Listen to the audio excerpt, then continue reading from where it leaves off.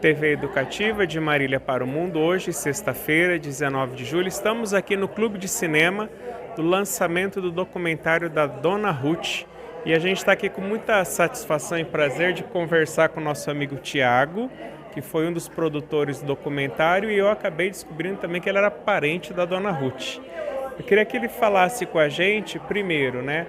O que motivou você de fazer esse documentário e de poder passar a história dela para a população? Boa noite, Thiago. Boa noite, Emerson. Muito obrigado pelo espaço. Gente, essa história da Dona Ruth, a gente tinha muita vontade de contar, porque a gente via que a história ia ficando para trás. Ela faleceu em 1984, então a gente precisava fazer um movimento para reviver essa história, para que ela fosse compartilhada também para as novas gerações.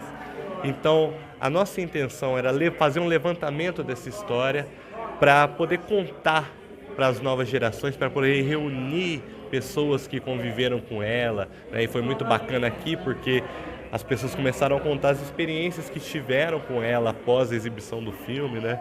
Pessoas que nós não conhecíamos e que trouxeram essa experiência física, espiritual, emocional, coisas que vêm do coração, para contar, para compartilhar com a comunidade, com a cidade de Marília, a história da Dona Ruth. Então estamos assim felizes demais de poder ter vivido essa noite com tanta gente, com tanta alegria, com tanto amor. Eu estou assim de alma lavada hoje. E foi muito bonito ver a história dela, porque assim, gente, só um detalhe, eu conheci a Dona Ruth e minha mãe, quando a gente era pequena, ela levava a gente no NPS, no médico, e depois levava para Dona Ruth benzer. Então era o caminho que a minha mãe fazia, eu lembro muito bem dela, ela sentava, colocava a gente na frente, o galinho de arruda dela, fazia as orações, depois ela conversar com a minha mãe para explicar os chás. Uma das crianças que ela fez andar fui eu. Que a minha mãe fala que colocava eu no chão, eu desmontava e ela ajudou a eu andar, foi. E então a você outra foi no Machadinho. Aí eu não lembro porque eu era criança, mas a minha mãe levou. E a outra vez foi um caso grave da minha irmã, hepatite. Minha mãe levou lá, ela ensinou a fazer o chá, né? E depois a simpatia lá na Fazenda do Cascata. Aí eu lembro que foi eu, minha irmã, meu pai e minha mãe. Aí só um desabafo, faz um mês que minha mãe faleceu. Então se ela tivesse aqui, eu ia trazer a minha mãe para assistir, porque ela sempre falou. E assim, Thiago, a gente fica muito feliz de ver que a Dona Ruth era uma mulher à frente do seu tempo em várias coisas, né? Desprendida, né, de muita coisa, e esse amor, né, nessa oração, nesse atendimento. E a gente percebe, pela minha família, o carinho que todos tinham por ela, né? E é muito interessante reviver isso, porque benzedeira é uma coisa que está em extinção, né? A gente sente que está acabando, as pessoas não buscam mais, né? São poucas que têm essa adesão, porque é uma missão de fé, é quase um voto, né? E a pessoa tem que dedicar a vida a isso. Então, hoje, cada vez menos nós encontramos as benzedeiras, né?